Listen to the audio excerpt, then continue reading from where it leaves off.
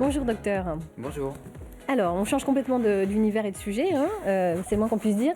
Vous allez nous donner, pour commencer, un petit cours d'anatomie, où se situe la prostate. Oui. Alors c'est une glande masculine qui se situe sous la vessie et qui enserre l'urètre et qui est une glande qui sert à la reproduction. Sans prostate, pas de bébé. Ok, comme ça c'est clair, au moins voilà. Alors, en cas d'hypertrophie, quels sont les traitements proposés? Alors cette prostate, elle s'altère dans son fonctionnement et dans ses tissus dès la quarantaine. Et c'est comme un fruit, il y a une pulpe et une écorce. Et la pulpe grossit et va gêner à uriner. Alors que l'écorce autour peut donner le cancer. Et c'est pour ça qu'on est obligé de le dépister, c'est qu'on est loin des tuyaux. Donc c'est pas gênant sur des petites tailles. La Bretagne est à la pointe dans ce domaine? Oui, alors c'est une chirurgie ancienne, c'est un problème ancien. Un cas célèbre, c'est celui de Napoléon III, qui est décédé d'une tentative de chirurgie prostatique à la fin du 19e. Cette chirurgie apparaît à ce moment-là. La chirurgie endoscopique, elle apparaît dans les années 50. Mais ça reste une chirurgie hémorragique jusqu'à l'arrivée des lasers depuis une dizaine d'années, avec différentes technologies.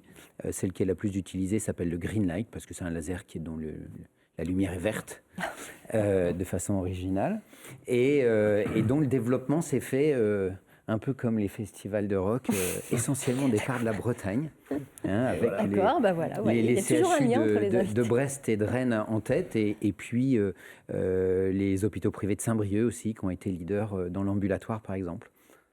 Alors la chirurgie ne cesse d'évoluer. Le 26 mars, pour être précis, vous utiliserez une nouvelle technique chirurgicale, encore une, pour opérer une hypertrophie bénigne de la prostate. Expliquez-nous, quelle sera cette nouvelle chirurgie? Cette étape de laser a permis de voir qu'on pouvait contrôler les saignements en opérant la prostate, et on est passé d'une chirurgie qui nécessitait de 5 à 10 jours à l'hôpital à une chirurgie ambulatoire. Et l'étape d'après, c'est d'essayer d'évoluer vers un soin externe, comme quand vous allez vous faire soigner chez le dentiste. Et donc on espère accéder rapidement à ça. On va faire les premiers essais en mars, de faire un soin externe. Vous viendrez vous faire, entre guillemets, opérer de la prostate sans aucune hospitalisation, avec juste une anesthésie locale, et vous repartirez ensuite. C'est incroyable. Ouais, beaucoup plus léger, moins invasive comme chirurgie. Alors, la chirurgie utilisée, elle, classiquement, pour traiter un cancer de la prostate, est-ce que cette technique a évolué également ou pas? Oui, tout à fait. Donc, le cancer, lui, il est dans l'écorce de ce fruit, et donc il faut enlever l'ensemble de la glande pour se débarrasser de l'écorce. Donc, c'est une chirurgie plus lourde qui s'est fait longtemps par voie ouverte, ensuite par voie robotique, qui a permis de standardiser les pratiques et d'en améliorer les résultats. Et on cherche maintenant à être encore moins invasif, à être moins lourd. Et on tente de passer d'une chirurgie complète, où on va enlever l'ensemble de la glande, à une destruction focale, où on va détruire que la partie malade.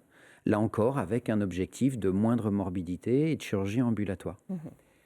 Combien de patients sont opérés chaque année d'un cancer de la prostate en France? Entre 15 et 18 000. Et d'une hypertrophie bénigne de la prostate? C'est beaucoup plus, c'est environ 70 000 personnes. Quand même, donc ça concerne beaucoup de monde. On voit que les techniques chirurgicales ne cessent d'évoluer.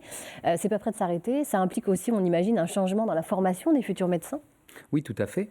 Alors c'est l'ère du temps de plein de domaines, mais l'accès à l'image, à des chirurgies mini-invasives, à la robotique, qui n'est pas une vraie robotique, qui est plutôt un télémanipulateur, mais a fait apparaître les possibilités de simulation.